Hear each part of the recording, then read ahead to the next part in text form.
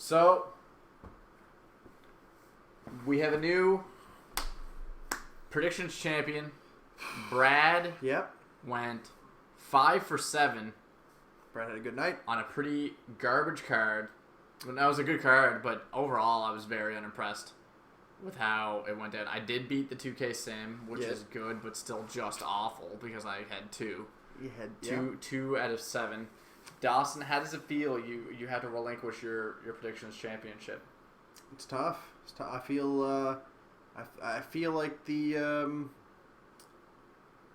picking early really. I think it hurt me a bit. Really? Yeah, I think this one burned me a little bit. Interesting. Well, we'll have to see how that fares up for Brad as we look forward to 2 weeks from now. No Mercy. WWE No Mercy SmackDown exclusive pay-per-view in 2 weeks on October 9th. Preshow starts right here at Never Over at 7 p.m. Eastern. Let's do a quick recap of WWE Clash of Champions. We'll run through the card, give our quick little takes on the matches, and then give our maybe pick a match of the night candidate. So to start the card, first match of the night was the was the Tag Team Championship match. Yep. New Day successfully retaining over the Club. Yep. Which was a surprise not only for me but a surprise for you as we both picked the Club to go over. Yep. I think it was a good match. It was a good match. But it was your standard. It's the match that we've seen the last 100 times. It started off really well because it was a very different start to it with Gallows just going around wreaking havoc on everyone. So the very beginning of that match was actually quite interesting. They got right into momentum right off the top. They just went right into things. So I found that very interesting. But then it defaulted back to a very boiled down to your cut and dry tag team match with the faces going over after incapacitating one of the untagged tag team partner of the Club, and they would ultimately go on to successfully retain. Match after that, I believe was the Cruiserweight Championship match between TJ Perkins and the Brian Kendrick, with TJ Perkins successfully defending his Cruiserweight Championship in the inaugural Cruiserweight Championship match on live television. What was your takeaway from the match? That was an excellent match. That was one of the better matches of the night, I found. It was extremely entertaining. Both guys showed a lot, did a lot of technical wrestling, some great spots all over that match. Very, very entertaining. I found that one. Talked a little bit about it during the stream itself, and you'll be able to see it when we upload the individual match video. But the Cruiserweights, it seems, are going to have a lot of depth when it comes to not only high-flying action, but technical wrestling and submission-based wrestling, which is going to make them a very well-rounded division to watch. Very excited to see how they elevate and how wide their roster can actually go. Yeah. I had Brian Kendrick going over that match because I felt like they needed to put the belt on someone a little bit more recognizable than TJ Perkins, but TJ Perkins with a very over intro. I feel like he's got a lot of potential. Great intro. To carry that belt for a while and really make it mean something. I think the Cruiserweights are going to fare out just fine. They're not going to be a squash division like I'd originally anticipated when we saw those promos. I think they're going to treat that division may be the most pure and most kind of like a real sport. I think that's it. It's got a big feel to it where it's an actual sport more than anything else, especially anything else tonight. Like that match right from the get-go when they got into the ring and ref checked all their gear. Didn't happen again. They didn't do that anywhere else. Just the whole package that they presented for that match was great. I believe following that match we had did they do the 7th series match or I think so. I think it was the 7th series match. match. Sheamus versus Cesaro, which unfortunately ended in a no contest. This match believed was going to be a snore fest. Turned out to be one of the more entertaining matches of the night. Yes. Hard hitting, high spots. Yeah. These two delivering a lot of impactful moments, a lot of very dangerous moments as well. Cesaro, more notably, hitting a suicide dive between the middle ropes on hard camera side, landing very hard on his neck and shoulder and head. Very gruesome. We recommend going back to watch our reaction live in the individual video or flip through the live stream video to find it. But it was very, very impactful, very, very tough to watch. But their match turned out to be a very, very good match. Yeah, it started very slow at first, but then it just picked up as it went along. And then they had some, like you said, excellent spots. Very entertaining match. kind of got squashed when they had a no contest finish. It was a very weird finish. I didn't expect it. Very different finish. So disappointing conclusion overall when the ref decided to rule it a no contest, especially after we've had weeks and weeks of this build up leading towards this seventh match, one that we were split down the middle between the three of us and the Sim, but ultimately it being a no contest leaves a lot of questions. But I don't know if I care more at this point to understand what's going to happen. I care about these two now a little bit more than I did before the match started, but to me, it wasn't the time or place to go with a no contest. Yeah, I don't know where they go from here. Do they give them both an opportunity? Do they do the seventh match again? I don't know. I'm not sure what they do here. It would make sense to give them both an opportunity and then face the U.S. champion. Maybe toss Braun Strowman into that mix and have a fatal four-way with the U.S. champion. They could do some interesting stuff. Who knows? Maybe they just pin them together. They do a seventh match, and it just runs for a while. I don't know. It's going to be interesting to see what the end result is there. If I don't think Sheamus was injured on that. I think that was all work. Cesaro was really favoring his right arm. Yeah. Or was it? It was either. I'm not sure what. I think it was the right arm. He's really favoring it, and I can't remember if he connected with a clothesline over with the right, or if it was the left. I'm not sure. Maybe he dislocated a shoulder. I don't know. That I'm more interested to see what happened to Cesaro. Sheamus, his little flopping around, falling apart. It all seemed like a work. So. I think after that we had I want to say the women's triple threat was after that, and then the Sami Zayn Chris Jericho. No, I think the Sami Zayn one was before that. So Sami Zayn versus Chris Jericho. Chris Jericho with the win off of the Walls of Jericho. Did you make him tap? Did you make him tap? No, I can't. No, beat him with a code breaker. Yeah, I don't really recall the finish. How that match ended. It was a clean finish either way, but Chris Jericho going over Sami Zayn in a much needed win for Sami Zayn, but a very deserved victory for Chris Jericho. Yeah. Chris Jericho seemed kind of I assume it's a part of his character, but he seemed very emotional after that match. Mm-hmm. Very interesting to see whether or not that had anything to do with him it was a code breaker finish.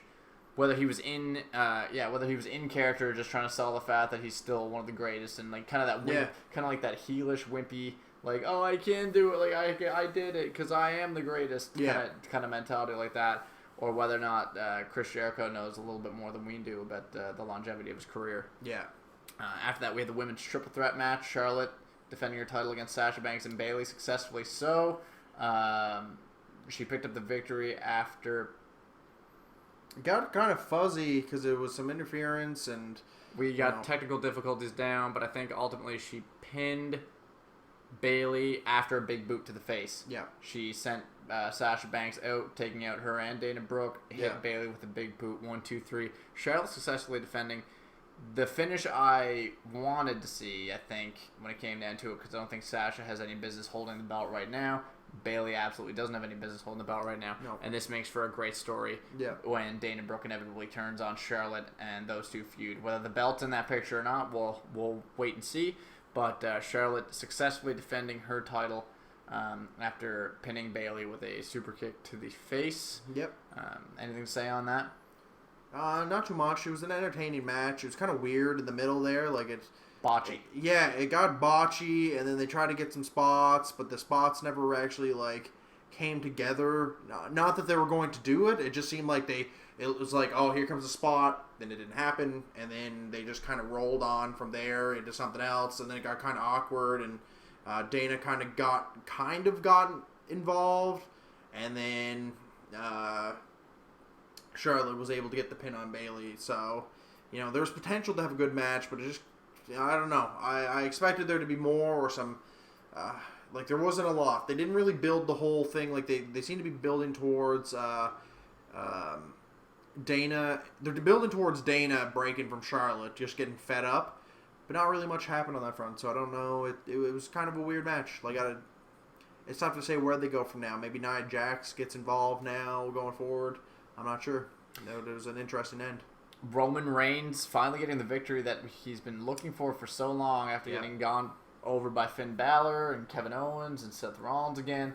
Roman kind of in a state of limbo while still being in between the Universal and United States title picture. Gets a big win against Rusev tonight.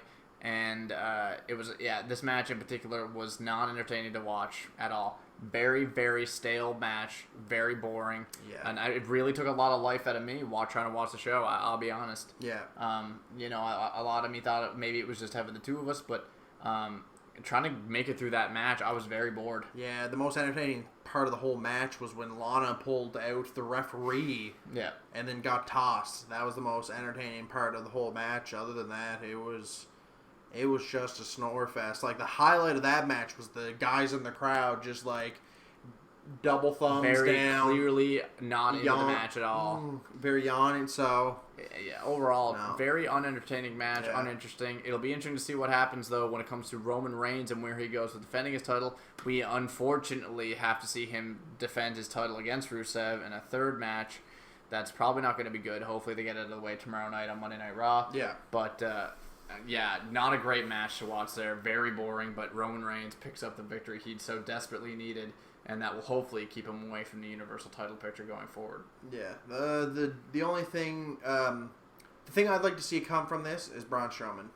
I would like to see Braun Strowman on a collision course with Roman Reigns for the U.S. title. Maybe see the main event of Monday Night Raw be Roman defending his title against Rusev, and then that's where you see Braun Strowman interfere at the very end and really kind of inject himself into the or the United States Championship picture. Yeah. To segue into the Universal Championship match, Kevin Owens versus Seth Rollins. Kevin Owens successfully defending his Universal Championship for the first time against Seth Rollins in a dirty finish. Yep. Who would come out to interfere? You would think Triple H. No. Kevin Owens' best friend Chris Jericho coming to the save and making some very, very heelish kind of interference in the match. Toying around with the ref took a bump by Seth Rollins, which would bring Chris Jericho out to run a little bit of interference, ultimately costing Seth Rollins his chance at Kevin Owens' Universal Championship. Once again, another match that felt like it could have used a lot more life. Yeah, the life wasn't there. It felt kind of rushed, but not a lot happened. And then the end of the match, as soon as Jericho came out, it got very weird. I don't know. Too much time. When Jericho came out, they spent too much time trying to develop whatever was happening with Jericho and the interference. Jericho was out there for too long. Yeah. Usually when there's an interference spot, it lasts 30 seconds, so it kind of keeps that whoa factor going on. Yeah.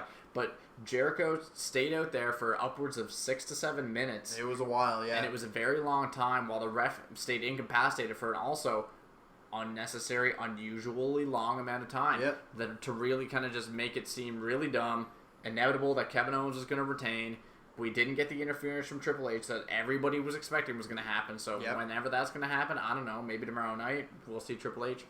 That was the thing that would have made sense, but to send Chris Jericho out there for the interference makes, other than the fact that he's Kevin Owens' best friend, doesn't make much sense to me. No. But that's unfortunately the product that we got. Yeah.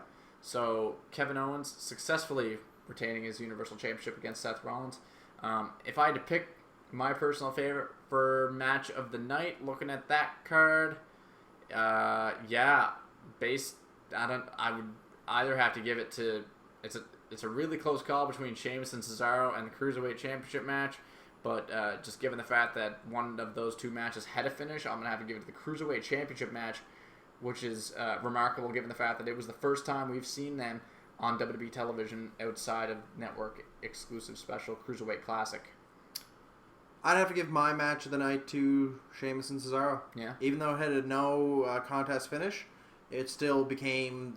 The first few minutes were very boring, but it picked up. They had a lot of great spots. A lot of things could have went wrong. A lot of things worked. Of course, the no contest finish was disappointing, but it was a tremendous match. They, in my opinion, both earned the right to... a title opportunity, something more. They proved themselves. I think both of them went over because of it. It was, they were told they couldn't keep going, and they want to keep fighting, and the fans wanted it. So I think they both ended up getting over. Maybe that was their plan. Maybe that's what they were hoping for. But yeah, that was my match of the night, Cesaro versus Sheamus. I was just going to say, might as well just do a quick recap of tonight's matches. Just a quick conclusion of them all together. So we had the New Day versus the Club. Yeah. The New Day retained.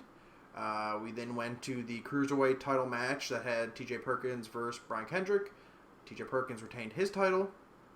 We had the 7-match series, Sheamus and Cesaro. That was a no contest finish.